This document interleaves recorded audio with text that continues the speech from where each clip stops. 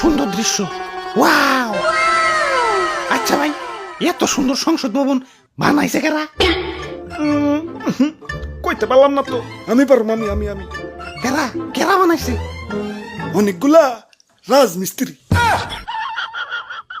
যাই হোক, এত সুন্দর দৃশ্য দেখে আজ নিজেরে বড় অপূর্ণ অপূর্ণ লাগতাছে।